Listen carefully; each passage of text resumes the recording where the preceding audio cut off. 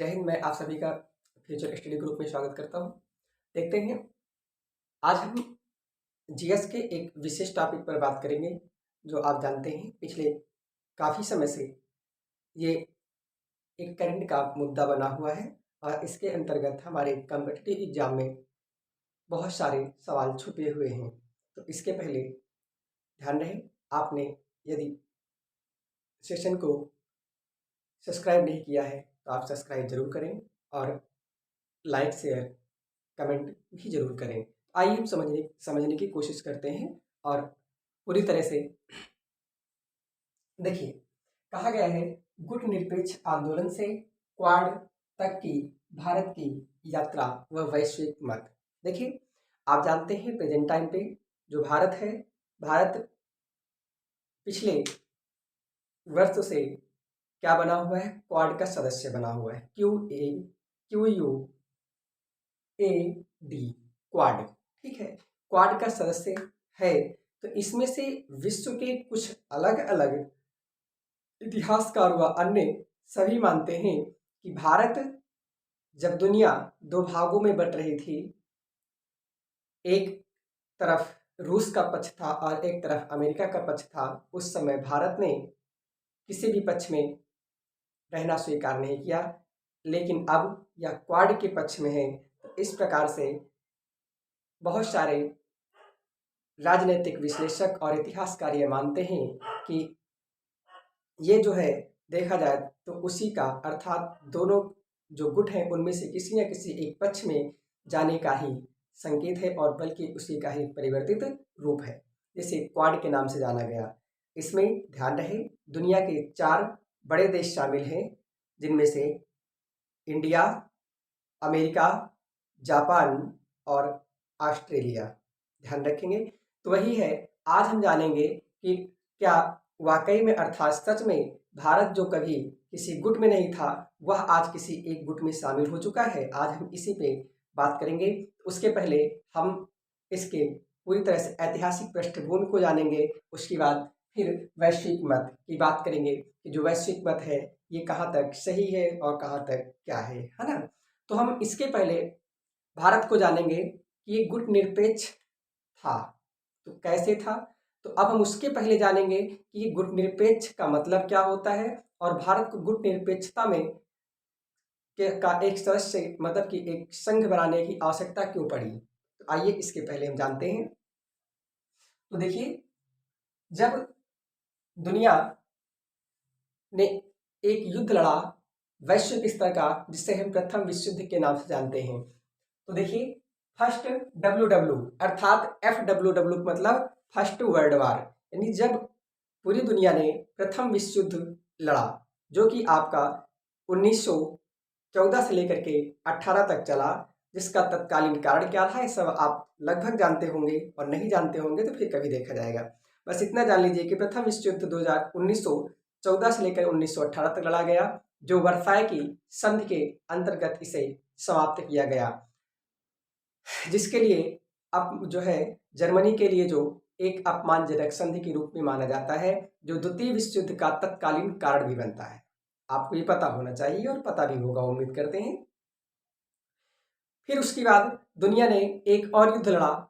आप जानते हैं, जो प्रथम विश्व युद्ध समाप्त हुआ था तो उसके अंतर्गत एक संगठन का, यानी एक संस्था का निर्माण हुआ था।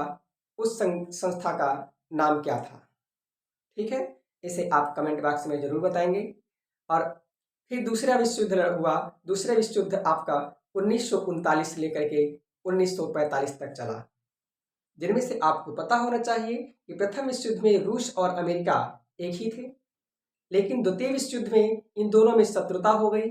शत्रुता क्यों हो गई, तो इसकी फिर हम कभी चर्चा करेंगे। बस इतना ही जान लीजिए कि ये परमाणु हथियार के रूप में इस्तेमाल जो अमेरिका ने जापान पर किया, ये मुख्य रूप से USSR के साथ एक धोखा था। यही मुख्य रूप से द्वितीय विश्व युद्ध होने के लिए उसमें आग में, वही कह सकते हैं, घी में काम किया, ठीक है। जिसके बाद पूरी दुनिया 2 भागों में बटी, एक अमेरिका और एक रूस। इसी में आपस में प्रतिस्पर्धा प्रारंभ हो गई कि एक तरफ अमेरिका है, एक तरफ रूस है, तो पूरी दुनिया के पास दो ऑप्शन थे, एक अमेरिका और एक रूस। तो पूरी दुनिया के अलग अलग देशों ने सभी ने कुछ रूस का साथ दिया, कुछ अमेरिका का साथ दिया, लेकिन फिर आप समझ सकते हैं जो अमेरिका का साथ देगा जाहिर सी बात वह रूस का दुश्मन हो जाएगा, और जो रूस का साथ देगा वो जाहिर सी बात है अमेरिका का दुश्मन हो जाएगा। तो इसमें आप समझ सकते हैं। फिर इसमें जो अमेरिका और रूस है ये डायरेक्टली रूस से कभी नहीं लड़े। ध्यान रहे कब की बात, 1945 के बाद। ये डायरेक्टली रूस से कभी नहीं लड़े, अर्थात कभी इन लोगों ने, अर्थात इनकी भूमि पर नरसंहार नहीं हुआ, बल्कि एक दूसरे के साथ पीठ पीछे जो है छुप करके एक दूसरे पर वार करते रहे। अर्थात पूरी दुनिया में तो कहीं पर भी लाशें नहीं बिछी, लेकिन अमेरिका और रूस के द्वारा, लेकिन पूरी दुनिया में अलग अलग क्षेत्रों में लाशों के ढेर लगते चले गए। और इसी प्रकार से यह युद्ध लगातार चलता रहा 1945 से लेकर 1991 तक। कब से? 1945 से लेकर 1991 तक चलता रहा। अर्थात हम कह सकते हैं पूरी दुनिया के किसी भी क्षेत्र में किसी का एक का पक्ष लेकर के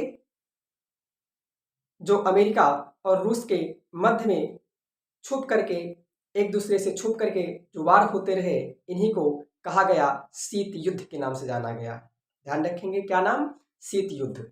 शीत युद्ध का मतलब यही है कि अमेरिका और रूस एक दूसरे के सामने आमने सामने आकर यानी प्रत्यक्षता नहीं लड़े, बल्कि एक दूसरे को लड़ाते रहे और इनके साथ साथ खुद काम करते रहे और अपने हथियार आदि बेचने का काम करते रहे, जो कि आप प्रेजेंट टाइम पे देख भी रहे हैं। ठीक है, तो वही शीत युद्ध कहलाया।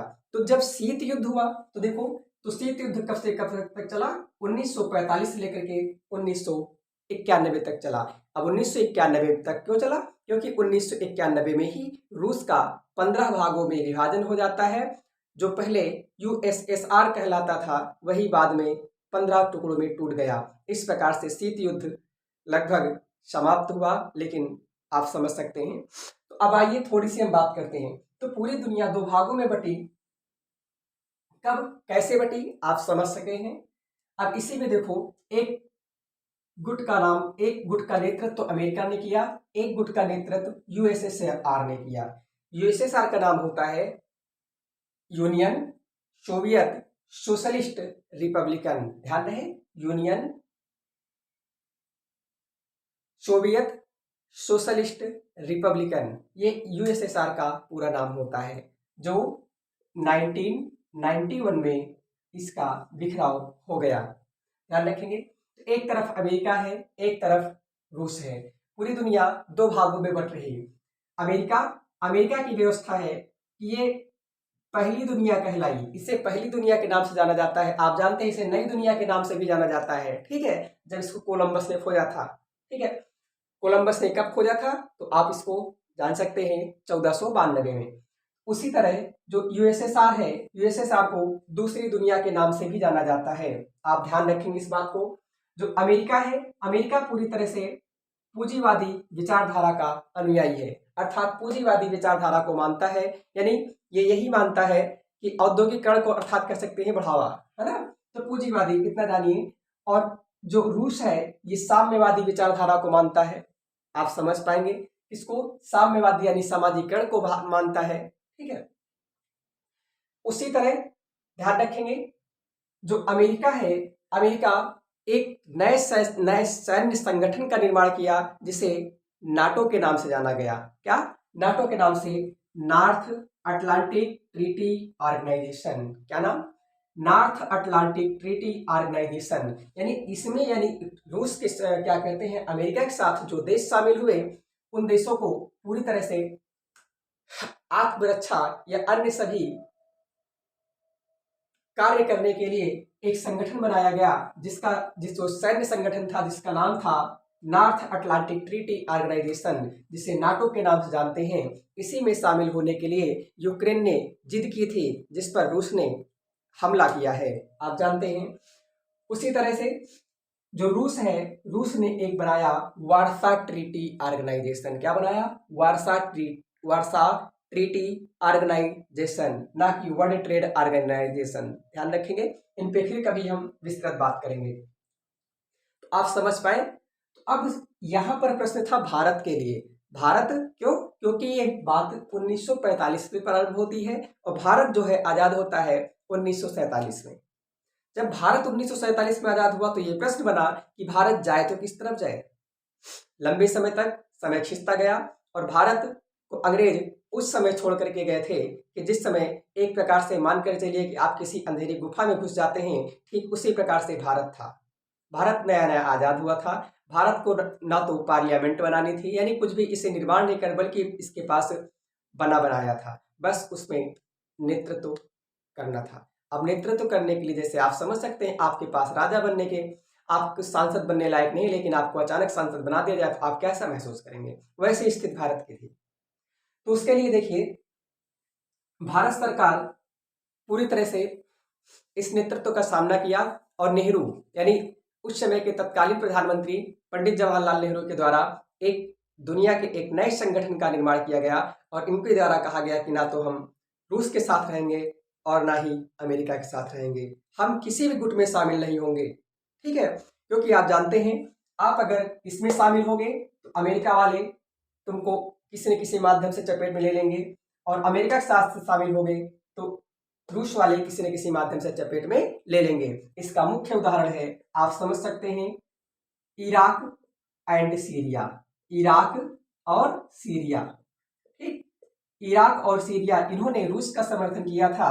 तो यहाँ पर अमेरिका ने किस प्रकार से विद्रोहियों को इकट्ठा करके, यानी यहाँ पर खड़ स्टेब्लिश करके क्या हाल किया, आपको बताने की शायद आवश्यकता नहीं है, आप जानते हैं। ठीक है, तो इसी सब चीजों को देखते हुए भारत ने 1960 और 61 में, यानी 1960-61 के मध्य एक नए संगठन का निर्माण किया। उसका नाम है गुट निरपेक्ष आंदोलन। क्या? गुट निरपेक्ष आंदोलन, यानी नाम, जिसे हम नाम के नाम से भी जानते हैं, जिसे नॉन एलाइजिंग मूवमेंट के नाम से जाना जाता है। अब समस्या ये फंसी कि दुनिया में भारत अकेला पड़ा।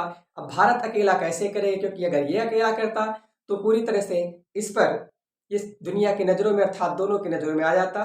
तो इसने अपने पड़ोसी अर्थात कुछ देश हैं जिनमें से भारत, और इसने मिस्र को लिया, इसने अपने साथ यूगोस्लाविया को लिया, इसने अपने साथ इंडोनेशिया को लिया। ध्यान रखेंगे, इन 4 देशों ने मिलकर के नाम यानी गुट निरपेक्ष आंदोलन की स्थापना की। कौन कौन? ध्यान रखेंगे, इंडिया यानी भारत, मिस्र अर्थात इजिप्ट, यूगोस्लाविया और इंडोनेशिया। भारत के प्रधानमंत्री पंडित जवाहरलाल नेहरू, मिस्र के प्रमुख व्यक्ति जिन्हें हम कह सकते हैं, उनका नाम है कर्नल नासिर। क्या नाम? कर्नल नासिर। और यूगोस्लाविया के देश प्रमुख यानी राष्ट्र प्रमुख, उनका नाम है मार्शल टीटो। क्या नाम? Marshal Tito. और इंडोनेशिया के अहमद नाम के राष्ट्र के नेतृत्व करता थे। आप समझ सकते हैं यहाँ पर कितने लोगों ने, तो याद रखना, नेहरू, नासिर, टीटो, अहमद। नेहरू, नासिर, टीटो, अहमद। ठीक है, नेहरू, नासिर, टीटो, अहमद ने मिलकर के क्या किया? नाम संगठन की स्थापना की, अर्थात नॉन एलाइजिंग मूवमेंट। ध्यान रहे, नाम की स्थापना कब होती है? 1961 से 61, यानी 1960-61 में इसकी स्थापना हुई। इस बात को हम उम्मीद करते हैं पूरी तरह से समझ में आई होगी। तो अब नाम, इसके बाद क्या हुआ? अब देखो, इसकी स्थापना तो हो गई, तो ठीक है, किसी भी पक्ष में, ना अमेरिका के ना ही रूस में। अब यहां पर भारत को यह प्रश्न था कि अब मान लो कश्मीर जैसे मुद्दा हो गया, जैसे कश्मीर ने कहा था कि हम ना भारत में जाएंगे ना पाकिस्तान में जाएंगे, पाकिस्तान ने अटैक कर दिया, बाद में दौड़े हुए आए। तो वही भारत ने कुछ दूरदर्शिता को दिखाते हुए सोचा कि अगर मान लीजिए हम किसी में नहीं गए, किसी ने हमला कर दिया, तो इस प्रकार से हमें किसी न किसी पक्ष की ओर झुकाव रखना चाहिए। तो इसलिए इन्होंने क्या किया? एक बीच का रास्ता निकाला। इन्होंने देखा कि पूंजीवादी विचारधारा को बढ़ावा देना उचित है नहीं, क्योंकि जो पूंजीवादी विचारधारा को अगर हम बढ़ावा देंगे, देश की अधिकांश जनता जो है वह गरीब है। लेकिन देश की अधिकांश जनता गरीब है, पूंजीवादी विचारधारा को बढ़ावा देना उचित है नहीं। लेकिन देश में पूंजीवादी विचारधारा पर आधारित देश की बड़ी बड़ी कंपनियां जैसे टाटा एक बहुत बड़ी कंपनी थी, जो कि भारत को विशेष रूप से कैपिटलिस्ट करती थी। तो आप समझ सकते हैं इसका विरोध करना भी उचित नहीं है। उसी तरह अगर हम समाजीकरण की व्यवस्था को नहीं सुधारते हैं तो हमारे यहाँ देश गरीबी और भुखमरी में हमेशा बढ़ता रहेगा। तो भारत ने इसके लिए भी पूंजीवादी और साम्यवादी इन दोनों के बीच का रास्ता निकाला, जिसे कहा गया समाजवादी। क्या? समाजवादी। मतलब इसने कहा कि समाज के लिए हमारे जो अच्छा होगा हम वो काम करेंगे। समझ पाएंगे ना? पूंजीवादी और ना ही साम्यवादी, इस बात को ध्यान रखेंगे। ठीक है, तो आप समझ सकते हैं इसने यानी इंडिया ने लगभग अपना झुकाव रखा रूस की ओर। किस ओर रखा? रूस की ओर। ठीक है, रूस की ओर लगभग अपना झुकाव रखा। तो इस आधार पर उसी समय यानी कुछ समय के पश्चात रूस में एक प्राकृतिक आपदा हो जाती है। क्या है? रूस के जो उत्तरी क्षेत्र है या उत्तरी, आप मैप पे देखेंगे, उत्तरी क्षेत्र पूरी तरह से जम जाता है बर्फ से। ठीक है, और जब बर्फ से जम जाता है तो आप समझ सकते हैं इस तरफ अमेरिका है, आपस में लड़ रहे थे। लेकिन जब आपस में लड़ रहे थे, बर्फ से जम गया, तो ये भैया जा करके कहीं पर भी कोई अटैक करना हो तो उत्तरी हिस्से पे कर सकता था। अब रूस तो कर नहीं सकता, इधर का उत्तरी हिस्सा जम गया है। तो रूस को कोई भी अटैक करना होता तो इस प्रकार से घूम करके आता इंडिया के बगल से। आप जानते हैं इंडिया के बगल में मैप पे देखेंगे विश्व के, यहाँ पर पड़ता है अंडमान, यहीं से होते हुए ये आता और बगल से निकल करके तब जा करके ये अफ्रीका महाद्वीप होते हुए अमेरिका तक पहुंचता। अब इसके लिए समस्या ये थी अमेरिका को ये पता होना चाहिए कि रूस जो आ रहा है तो इसके रास्ते को, तो रास्ते के लिए अमेरिका यहाँ पर है और रूस यहाँ पर है, इसको आना है, इसको कहीं पर जगह थी नहीं कि कहीं पर जो है रूस के रास्ते को ब्लॉक कर सके। ठीक है, क्योंकि आपको लंबे युद्ध लड़ना होता है तो आपको नेवी का सहारा लेना पड़ता है, एयरफोर्स काम उसमें नहीं आती है। ठीक है, थल सेना ऐसे भी जानते हैं लंबे समय के बाद पहुंचती है ना। तो अमेरिका ने पूरी तरह से श्रीलंका से पहले भारत आया, भारत से मदद मांगी कि तुम अपने यहाँ मुझे अपना एक सैन्य अड्डा बनाने के लिए अनुमति दे दो। भारत ने पहले ही कहा कि भैया कि आपको ने नाम की शर्त शायद आपको नहीं पता है, यानी हम गुटनिरपेक्षवादी हैं। तब यहाँ तो मामला खाली हो गया। तो अब इसी ने तुरंत चुना, ध्यान रखना, तुरंत चुना श्रीलंका को। जो श्रीलंका को चुना तो श्रीलंका की खूब मदद की, इसे पैसा दिया, बहुत कुछ मतलब दिया। तो श्रीलंका ने इस प्रकार अपना दक्षिणी पोर्ट जिसका नाम है हम्बन टोटा को अमेरिका को दे दिया किराए पर। बात समझ में?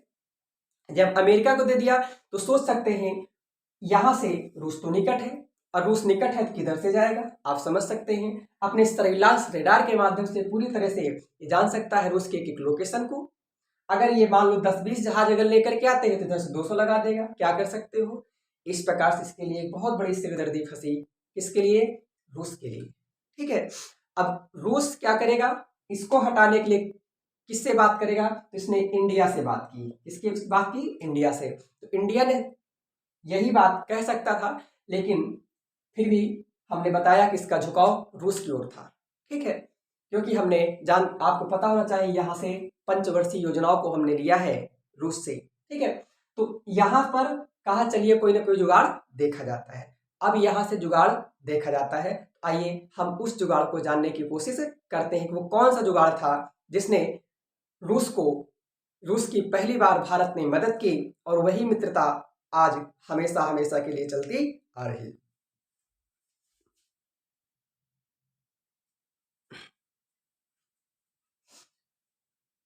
फिर देखो, जब रूस ने भारत सरकार से मदद मांगी तो भारत ने कहा चलिए कोई ना कोई जुगाड़ हम करते हैं। तो देखो यहाँ पर बैठा है अमेरिका।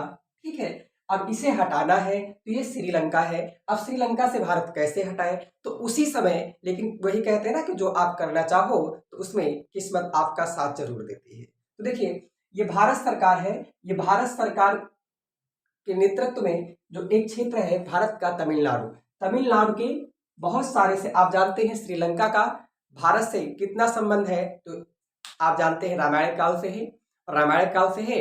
और आप जानते हैं यहाँ पर हमारे राजेंद्र चोल ने पूरी तरह से इंडोनेशिया तक पर अधिकार किया ही था, है ना। तो आप बहुत कुछ जानते हैं। जैसा कि आप जानते हैं उस समय यानी श्रीलंका की प्राचीन राजधानी क्या हुआ करती थी, अनुराधापुरम, है ना। जब राजराज प्रथम ने इसके उत्तरी क्षेत्र पर अधिकार किया था, वो भी तमिलनाडु के ही थे, तो हम कह सकते हैं अनुराधापुरम थी। बाद में कोलंबो बनी, वर्तमान में श्री जयवर्धनेपुरम है। तो देखेंगे यहाँ पर तमिलनाडु के लोग कहाँ पर, श्रीलंका के उत्तरी भाग में, ध्यान रखेंगे श्रीलंका के उत्तरी भाग में तमिलनाडु के लोग रहते हैं, ठीक है। और उसी समय इन लोगों को आप ध्यान रखेंगे, कभी आपसे पूछा जाए कि यहाँ पर कौन सी पर्वतमाला फैली है, तो इसका नाम आपको बताना होगा। उसके पहले हम जानते हैं कि ये जो तमिलनाडु के क्षेत्र है, तमिलनाडु के जो है तमिल लोग यहाँ पर रहते थे, ठीक। और उसी समय तमिलों का नेता, जैसे आप जानते हैं कहीं पर भी आप नए स्थान पर रहते तो वहां पर अपना समूह बनाते तो कोई ना कोई नेता होता है आपका, हर समाज में अलग अलग। तो उसी तरह से यहाँ पर यानी इन क्षेत्रों में रहने वाले जो तमिल लोग थे, इनका नेता उसी समय उभरा था, उसका नाम था प्रभाकरन। क्या नाम था, ध्यान रखेंगे, प्रभाकरन। और प्रभाकरन नाम का जो नेता था ये उभरा हुआ था, और इसी का समर्थन भारत सरकार ने कर दिया, ठीक है, भारत सरकार ने कर दिया। ठीक उसी प्रकार जैसे भारत सरकार ने, आप जानते हैं शेख मुजीबुर रहमान के नेतृत्व में जो पार्टी बनी थी मुक्ति वाहिनी, उसका मदद किया था, तो कौन बना था आप समझ सकते हैं। तो उसी तरह से इनकी मदद कर दिया, और जब मदद कर दिया तो इन्होंने पूरी तरह से श्रीलंका में कर दिया विद्रोह, और विद्रोह कर दिया, और यहाँ तक विद्रोह कर दिया कि जो ये क्षेत्र है, ये क्षेत्र से बढ़ते बढ़ते बढ़ते बढ़ते पूरी तरह से देखा जाए तो श्रीलंका, ये हम्बनटोटा आदि क्षेत्रों पर अधिकार कर लिया। देखिए ये क्षेत्र, इस पर अधिकार कर लिया प्रभाकरन के नेतृत्व में, इस पर विद्रोहियों द्वारा अधिकार कर लिया गया, और जो हम्बनटोटा बंदरगाह था उसे नष्ट कर दिया गया। आप समझ सकते हैं, ठीक है, इसे नष्ट कर दिया गया। अब देखो क्या हुआ, तो यहां से ऐसा नहीं प्रतीत होता कि मान लो श्रीलंका से ये मांग नहीं कर रहे, बल्कि श्रीलंका खुद ही अलग करना चाहते हैं, ऐसा आपको प्रतीत होता होगा। तो पूरी तरह से इस बात को देखते हुए जो प्रभाकरन नाम का व्यक्ति था, प्रभाकरन ने एक अपनी पार्टी बना ली और अपना एक राष्ट्र ध्वज बना लिया। उस राष्ट्र ध्वज पर बाघ का चित्रांकन था, किसका, बाघ का, ठीक है। और जब बाघ का चित्रांकन था तो उसी समय जब झंडा बनाया, उस झंडे का नाम था, यानी उस झंडे पर बाघ का चित्रांकन हुआ करता था, किसका, बाघ का। और इसने अपनी स्वयं की एयरफोर्स रखी थी, क्या, एयरफोर्स रखी थी, एयरफोर्स रखी थी। तो ये दुनिया का ऐसा पहला विद्रोही संगठन था जिसने अपनी एयरफोर्स रखी थी, और इसे काफी हद तक हेल्प मिल गई। इस प्रकार से इसने अपनी नेवी भी बना ली। अब सोच करके देखो क्या हाल होगा, ठीक है। और इसने अपनी जो पार्टी बनाई, उस संगठन का नाम रखा गया LTTE, ठीक है, LTTE। इसका नाम पड़ा लिबरेशन टाइगर ऑफ तमिल इलम, क्या, इसका नाम पड़ा लिबरेशन टाइगर ऑफ तमिल इलम, ठीक, क्या नाम पड़ा, LTTE। याद रखना SSC याद के लिए, LTTE का पूरा नाम क्या हुआ, लिबरेशन टाइगर ऑफ तमिल इलम, ये इस संगठन का नाम पड़ा। तो आप समझ सकते हैं इसने लगभग इतने क्षेत्र पर अधिकार कर लिया। तो ये बात पूरी तरह से श्रीलंका सरकार जानते थे कि ऐसा हो क्यों रहा है, क्योंकि उसको पता था इस लिट्टे कंपनी को बढ़ावा किसने दिया, भारत सरकार ने। और भारत सरकार की उम्मीद नहीं थी कि ये इतना ज्यादा हानिकारक हो जाएगा श्रीलंका के लिए। तो इस प्रकार से देखा जाए भारत सरकार भी चाहती थी इसे समाप्त करने के लिए। क्यों, क्योंकि नहीं, आपको समझ सकते हैं कि अगर आप सांप को पालोगे तो जाहिर सी बात है वो कभी न कभी स्वयं को खतरा कर सकता है। हम कह सकते हैं तमिलनाडु के लिए खतरा हो सकता था, समझ सकते हैं। तो उसी प्रकार से इसको ध्यान में रखते हुए श्रीलंका सरकार ने भारत सरकार से मांग की और बात की, कहा कि तुम जो चाहते हो हम वो करेंगे, बस अंतर यही कि लिट्टे कंपनी को शांत करिए, ठीक है। तो कहा चलिए ठीक है, इसको हटाने के लिए कहा गया और भारत सरकार ने अमेरिका को यहां से हटवा दिया। काम खत्म। अमेरिका को हटवा दिया और यहीं पर जो लिट्टे कंपनी थी, लिट्टे कंपनी को पूरी तरह से, अब सोच के देखो, लिट्टे कंपनी अगर, लिट्टे संगठन यहां पर पूरी तरह से अगर अधिकार कर लिया है तो छोड़ेगा नहीं। तो उसी समय जो है भारत सरकार ने अपनी सेना भेज करके पूरी तरह से लिट्टे के जो विद्रोही थे इनको समाप्त करवा दिया। समझ पा रहे हैं राजनीति क्या हो रही कि लिट्टे के द्वारा अमेरिका को भगवाया गया, ठीक है, यानी श्रीलंका पर दबाव बनवाया गया, श्रीलंका ने अमेरिका को हटाया और लिट्टे को भारत सरकार ने समाप्त किया। इस प्रकार से जो प्रभाकरन नाम का व्यक्ति था यह भी इसी में मारा गया और अब लिट्टे के जो अन्य विद्रोही संगठन के अन्य जो विद्रोही थे वो जो शेष बचे रह गए उनमें से यहीं पर बसे रह गए और बसने के बाद अब बाद में कहानी क्या होगी, श्रीलंका सरकार के द्वारा जब एस्टेब्लिश होगी तो इनकी हत्या करवा दी जाएगी। एक तरफ से ध्यान रखना, एक तरफ जितने लिट्टे के चाहे बूढ़े हो, चाहे बच्चे हो, चाहे महिलाएं हो, कोई भी हो, इनको एक तरफ से नरसंहार करा दिया जाएगा। अब सुनो, यहीं पर हमारे भारत सरकार में एक व्यक्ति हुआ करते थे जिनका नाम था राजीव गांधी। क्या? राजीव गांधी। राजीव गांधी ही जो है तमिलनाडु यानी उस समय के चेन्नई यानी मद्रास यानी चेन्नई के पेयम्बदूर, कहा, श्री पेयम्बदूर में चुनाव रैली में जाते हैं और चुनाव रैली के दौरान इसी लिट्टे कंपनी की एक लिट्टे यानी लिट्टे संगठन की एक महिला होती है,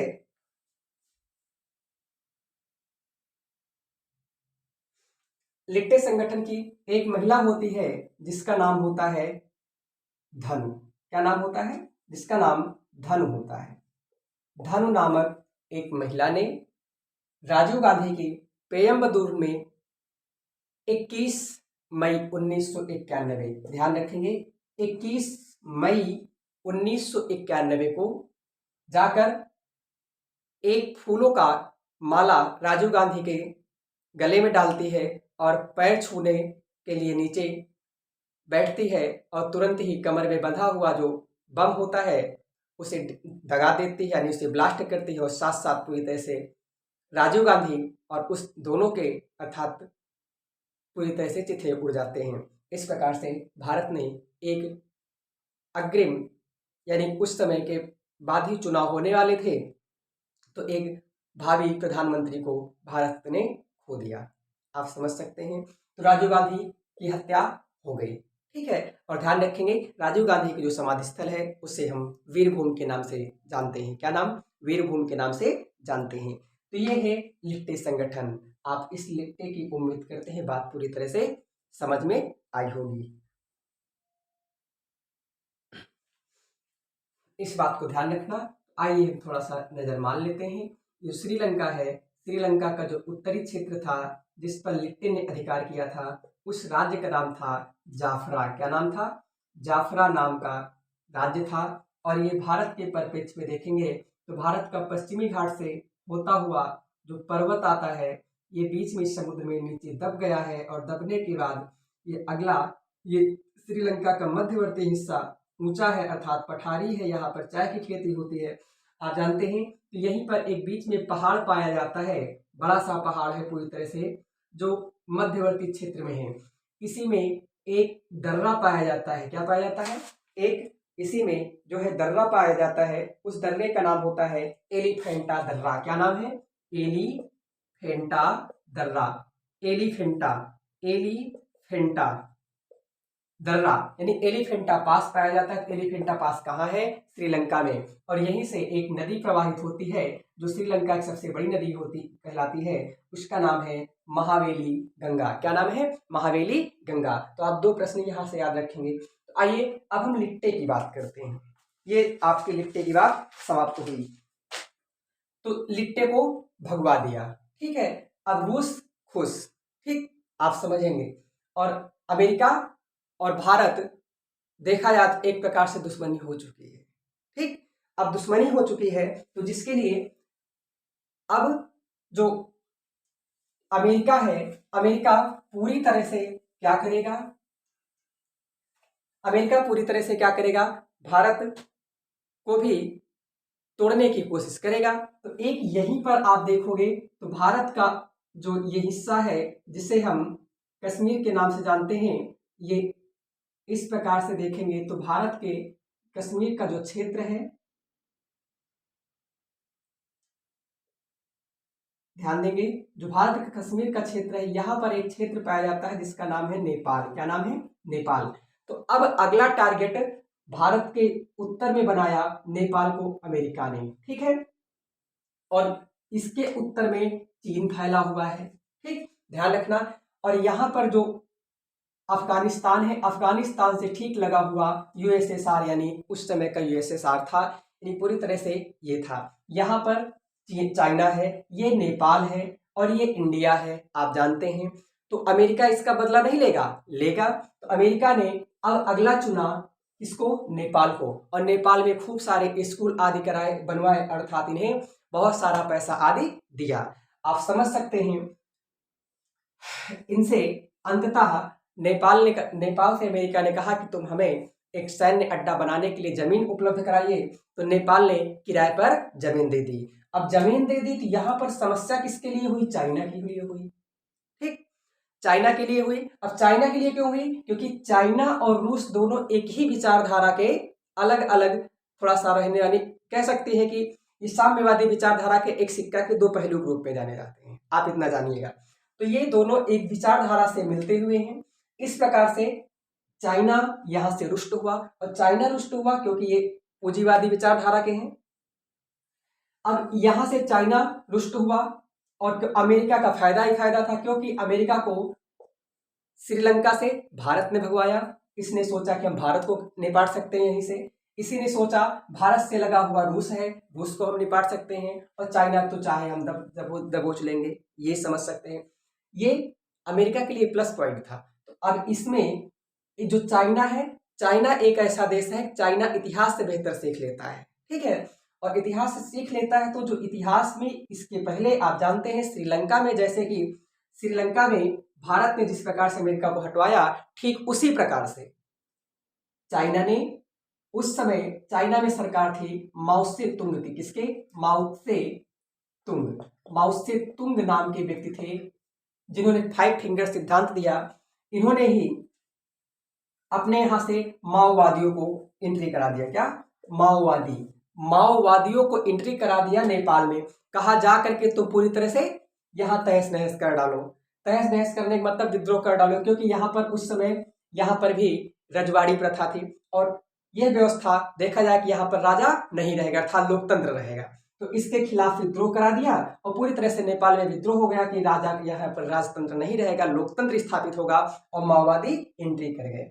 अब नेपाल को जब तक ये समझ में आता, नेपाल को जब बाद में समझ में आया कि चाइना के द्वारा ऐसा हुआ, तो जाकर के चाइना से बात की कि भैया चलिए अच्छा ठीक है, तुम क्या चाहते हो। तो बताया गया अमेरिका को हटाना। तो उसने पूरी तरह से, अमेरिका ने जो पोर्ट बनाने, अपना एयरबेस बनाने के लिए जमीन मांगी थी, अमेरिका ने कहा भैया कि हमारा एयरबेस, तो पूरी तरह से नेपाल ने इसको मना कर दिया और अमेरिका को भगा दिया। ध्यान रखेंगे, अमेरिका को भगा दिया।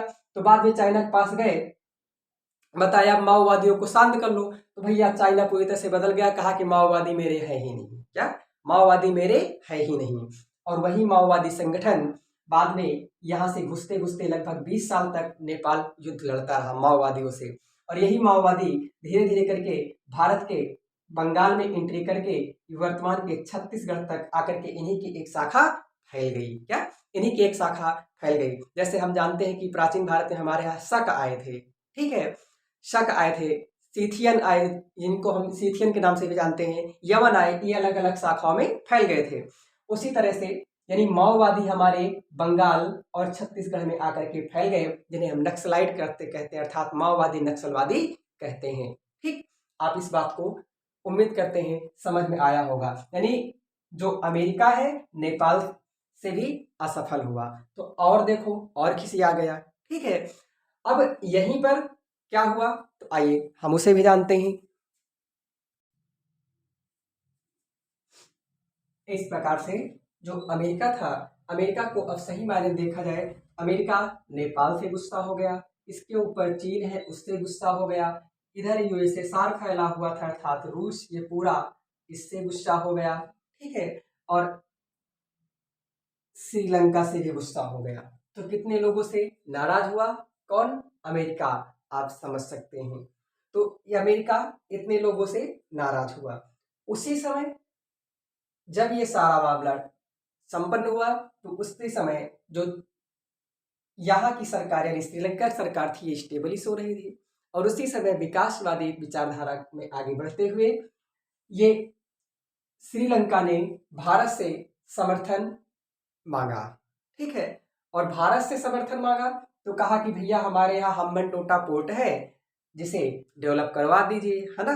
तो भारत सरकार की मनमोहन सरकार थी, मनमोहन सरकार ने इसके लिए हाथ बढ़ाया, लेकिन जैसे ही हाथ बढ़ाया तैसे ही ये तमिलनाडु के जो लोग थे इन्होंने विद्रोह कर दिया केंद्र सरकार के खिलाफ। क्यों कर दिया? क्योंकि इनका कहना था कि जो लिट्टे हमारे यहाँ के लिट्टे भाई बहन थे उनको पूरी तरह से भुनवा दिया श्रीलंका की सरकार ने, ठीक है, और यहाँ पर गलत किया भी। श्रीलंका की सरकार ने जितने भी लिट्टे के बचे हुए शेष लोग थे सबको एक तरफ से, मैंने बताया था, बच्चे, बूढ़ों और महिलाओं सबको एक तरफ से भुनवा दिया था। तो इस प्रकार से समझ सकते हैं इन्होंने मनमोहन सरकार का विरोध किया और इस प्रकार से मनमोहन सरकार यहाँ पर कुछ नहीं कर पाई। तो फिर उसके बाद चाइना ने पूरी तरह से इसका सौदा स्वीकार किया और चाइना ने इतना ज़्यादा कर्ज दे दिया हम्बनटोटा को विकसित करने के लिए कि पूरी तरह से चाइना कर्ज में दब गया, सॉरी, पूरी तरह से श्रीलंका चाइना के कर्ज में दब गया और ये अपना कर्ज वापस नहीं कर पाया, जिस प्रकार से यह पूरी तरह से जो हम्बनटोटा बंदरगाह है इस पर चाइना का अधिकार हो गया, जो भारत के लिए एक खतरा भी है, आप समझ सकते हैं, ठीक है। तो इसी के चलते उसी समय कुछ समय के बाद यह पूरी तरह से जो श्रीलंका का मामला है, श्रीलंका में जब हत्या करवा दी, ये क्या है? एक मानवाधिकार हनन है, ठीक है, मानव के अधिकारों का हनन है। और मानवाधिकारों की बात सर्वप्रथम 1993 में भारत में की गई थी और आप जानते हैं 10 दिसंबर 1948 को जो है मानवाधिकार आयोग यानी मानवाधिकार का गठन किया गया था संयुक्त राष्ट्र संघ में। आप इस बात को भली भांति पहले से ही जानते हैं। तो देखो, इस मानवाधिकार हनन की बात यूएसए यानी बाइडेन ने, यूएसए के प्रेसिडेंट बाइडेन ने यूएन में उठा दी, यूएन, ठीक। और यूएन की स्थापना आप जानते हैं 24 अक्टूबर 1945 में हुई थी, जो कि द्वितीय विश्व युद्ध का निष्कर्ष था, ठीक है। इसमें यूएन जो है इसमें उठा दी। अब यहाँ पर अगर श्रीलंका मुकदमा लड़ता है और मुकदमा लड़ते लड़ते यदि हार जाता है तो श्रीलंका पर पूरी तरह से व्यापार पर प्रतिबंध लगा दिए जाएंगे, है ना, आप जानते हैं। तो इसका उस समय की यानी कुछ समय पहले की जो सरकार थी इसने भारत से हेल्प मांगी थी, और जब भारत में प्रेजेंट टाइम की जो सरकार है आप जानते हैं ये पूर्ण रूप से बहुमत की सरकार है। मनमोहन को रोक दिया गया था क्योंकि मनमोहन गठबंधन में थे। इस प्रकार से जो दक्षिण भारत की तमिलनाडु की सरकारें थी उन्होंने समर्थन दिया था, तो कांग्रेस से अपना समर्थन खींच लिया था, ठीक है, तो कुछ नहीं कर पाए थे। लेकिन प्रेजेंट टाइम पे आप जानते हैं सरकारें क्या है? सरकार बहुमत की है, और जब कोई चीज अगर सरकार बहुमत की रहती है तो वहां पर फैसले बहुत जल्दी उनमें निर्णय लिया जाता है। तो इस पर भी भारत ने श्रीलंका की मदद करने के लिए आगे आया, क्योंकि श्रीलंका जानता है कि अगर हमारे ऊपर ऐसा हुआ तो हम और समस्या में आ जाएंगे। तो इसने पूरी तरह से मदद करने के लिए इनके आगे हाथ बढ़ाया।